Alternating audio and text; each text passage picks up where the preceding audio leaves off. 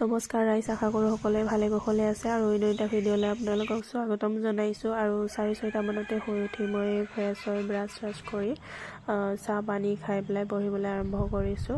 প্ৰায় 7টামান বাজিছে আৰু মই আজি আৰম্ভ কৰিছোঁ আছাম ষ্টেটিক জিকে। 2 ঘণ্টামান চালোঁ ষ্টেটিক জিকে। তাৰপিছত মই আছাম পলিটি পঢ়িলোঁ আৰু তাৰপিছত 1 ঘণ্টামান পঢ়ি উঠি মই MCQ আধা ঘণ্টামান প্ৰেক্টিছ কৰিলোঁ।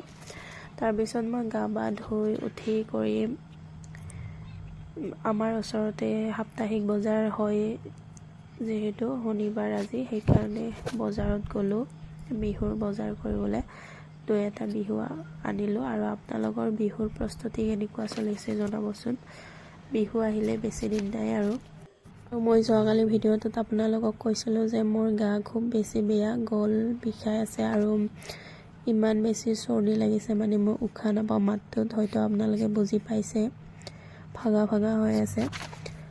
আৰু মোৰ তেনেকুৱা টাইম টেবুল পঢ়াত নাই।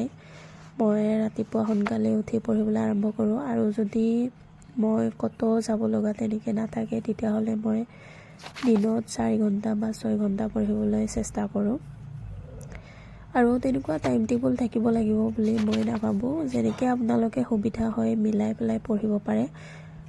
আমি যিহেতু ছোৱালী মানুহ, কাম চাম থাকে ঘৰৰ অলপ চলপ, তেনেকৈ কাম চাম কৰি উঠি গা পা ধুই ফ্ৰেছ হৈ পেলাই মই পঢ়িবলৈ বহোঁ।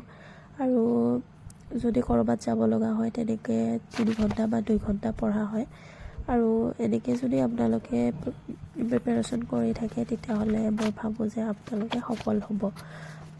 আৰু এইখিনিয়ে মোৰ, আৰু তেনেকৈ মোৰ টাইম টেবুল নাই জনালোৱে। আৰু যেতিয়া মই পঢ়োঁ তেনেকৈ আৰু দিনত 4-6 ঘণ্টা পঢ়িলে আৰামছে আপোনালোকে